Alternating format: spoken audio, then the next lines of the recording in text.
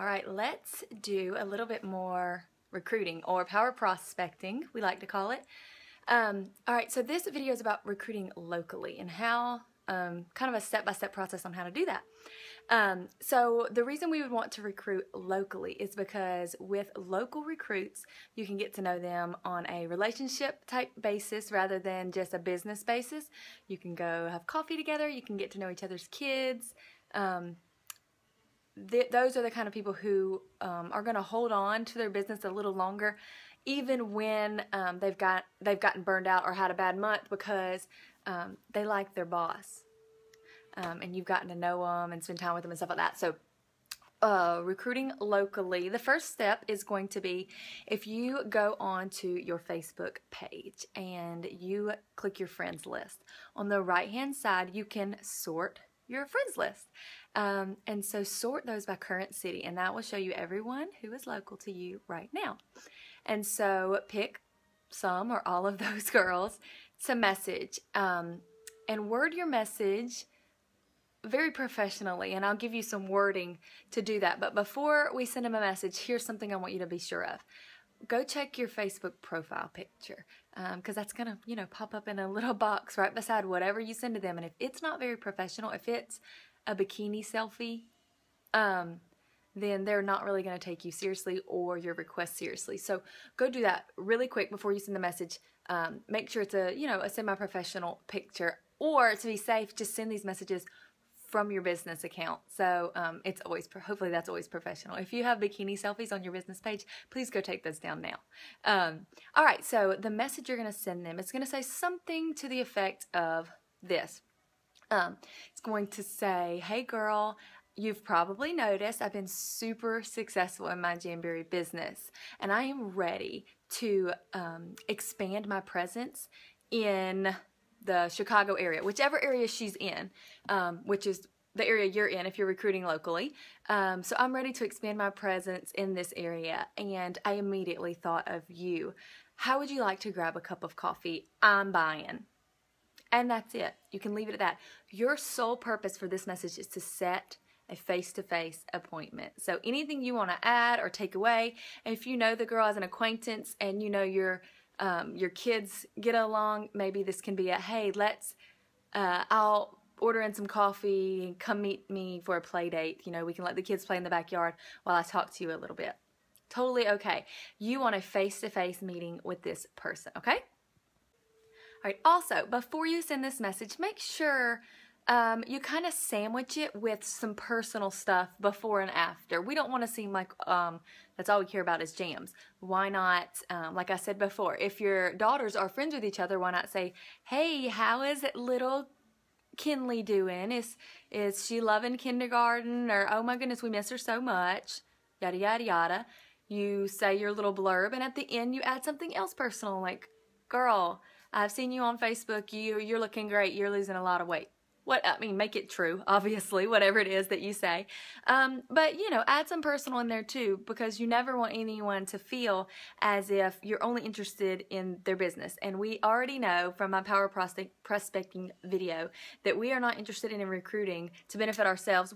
It does benefit ourselves, but the main reason that we are recruiting is to offer this amazing opportunity that we have and that we've experienced to someone else. And honestly, since I'm in the direct sales industry and I've seen the success and I've gotten the blessing that came from being a Jamberry consultant, like, I want everyone to be a Jamberry consultant, even if they don't want to, because I'm like, no, listen, if you just gave it a try, you would know. And so listen, it's something great that you're giving them. So make sure you have your mind right and you realize that you're offering them a gift before you go into it. All right, so if you are messaging your friends, you're pretty safe from Facebook jail unless you copy and paste the same message over and over and over again in a very short period of time. So I suggest you send 4 or 5 of them and then, wait a few hours and then send some more if you want to. Don't send, 20 of the exact same message to a bunch of different people. And honestly, you shouldn't be doing that anyway, because if you framed it with personal stuff at the beginning and at the end, then your messages should be different, right? So don't do that. And then secondly, if you're, for instance, getting connected with like a friend of a friend, somebody that's not your friend on Facebook, you need to be careful, because if you message too many non-friends, then that's a strike against you for Facebook jail. So be careful of that as well before you send these messages. So now you have your coffee date, play date, whatever it is you scheduled. One of the main things you need to remember is to be on time. Be on time. This is this person's time that they're giving you. That's the one thing you can steal from someone that you can never return, is their time. So be professional, be on time, set a good posture for the meeting. While you are there talking to them, I want you to have the correct posture. And I don't mean sitting up straight. I mean, your posture should be, listen, I don't care, for lack of a better word, if you join or not. I'm not here to pressure you into that. It's not going to move me to some new rank and new heights, and I'm not trying to get as many people as I can.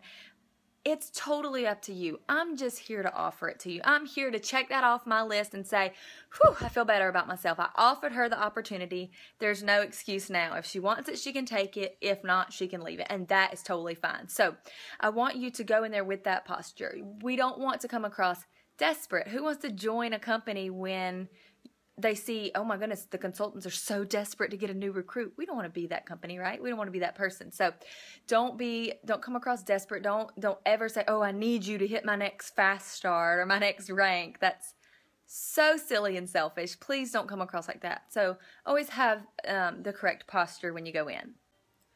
Part of that posture that you want to have is like, look, I'm not telling you this because I need you. I'm telling you this because I'm going to the top with or without you, and I'd much rather it be with you, you know? So if you can let them know they can be a part of something great that's going to happen no matter what, because you're that determined and you know you're that positive that there's that much potential in this company, it makes them want to join on their own. And so you never want anyone to feel pressured to join. You would want them to obviously make that decision on their own. And so that's one way to do that. Okay, one of the first things you'll want to do at this meeting is share your why. So why did you join Jamberry? And why do you think it's beneficial really for her to join? And so give your story. And when you give your why, also include some stories of success, you know. Let them know your jam journey. A success might be that you went and bought a guilt-free latte for yourself when before you had to make your own at home and you felt bad spending $4 on a cup of coffee. Well, now you can because you earned that money. Maybe it's a shopping spree. Maybe it's shortly after I joined Jamberry, our brand new high-end fridge just broke. Couldn't be repaired because it was from Germany or something. Why did we buy that? But anyway, so I had to buy a new fridge, and guess what? Jamberry did that for me. So that would be part of my success story. If it's helped you to afford a new car payment because your car was breaking down, whatever your story is, helped pay for dance classes for your little girl, include that in your why. All right, you're getting toward the end of your appointment, and you want to keep it kind of short. And so one of the last things you're going to do is you're going to actually pitch the company. You're going to tell them, you know, hey, as a consultant, we get a 30% discount or 30% commission. Every month we get the bonuses, the sales bonuses, the advancement bonuses, the rank. Now, don't try to, like, explain the compensation plan to them because that's confusing even to consultants at first. Don't overload them with that information, but just let them know, you know, they can understand 30% and they can understand extra bonuses on the 10th of the month, and they can understand, hey, you should see our Facebook team page. You want me to add you to that for just like a week or so, and you can just, you know, stalk around and see what you can find. That kind of thing is totally fine. And then the last thing you want to do is you want to ask them to join. Ask. Don't just say, well, you know, just think about it and let me know. No, say, look, do you want to do this or not? Do you want to do this with me? Are you interested? When you ask people to like book a party or even purchase your product, you kind of use what we call hard language, like you need to buy this right now. You need, you know, you have to book a party. You and your friends, you know, you need to do this. But when it comes to joining, this is like, you know, that's more of a life decision. It's not a one-time thing. You have to invest some of your money and your time and your life to make this work. So you want to use soft language with those opportunities. You want to say, you want to consider Jamberry. Would you like more information about joining my team? Would you like to take a look at our team page? That kind of stuff. It's very soft. It's not like join now or die. You don't ever want to come across that way. So use that soft verbiage when you ask them this last question. One way that you can do the Jamberry pitch is actually to take the Jamberry opportunity video that Home Office already made. It's so sleek and up to date and stylish, and it has all the good information. And so literally, if you have a laptop or a tablet, you could take that to your meeting and say, look, I just want to show you this, and you don't have to do any work. You don't have to stumble over your words or feel like you don't know what you're talking about. That is totally fine. Okay, and my last tip for recruiting locally is to host local team meetings. It doesn't matter how small these are, how short they are, how impromptu they are, just host team meetings and trainings. And but the reason I say that is because once you have connected with this person and they've joined your team, you really want them to feel as if they're part of a team and a family, and that constant interaction with you and getting to know you. And so this is going to help your future recruiting efforts, because the more people see that you are supporting your team members, like, oh, my friend Joan just joined her team a month ago, and she is always, they're always together. They're always having meetings and trainings. Advertise this on your public Facebook page. We're having a Jamberry team meeting. If you'd like to come, join us, check out what we do and the kind of training we receive. This is going to let people who aren't Jamberry consultants know, wow, they really take care of each other. They have trainings all the time. They're constantly helping each other get better. And so that kind of takes a little bit of the fear out of joining something you have no idea what to do.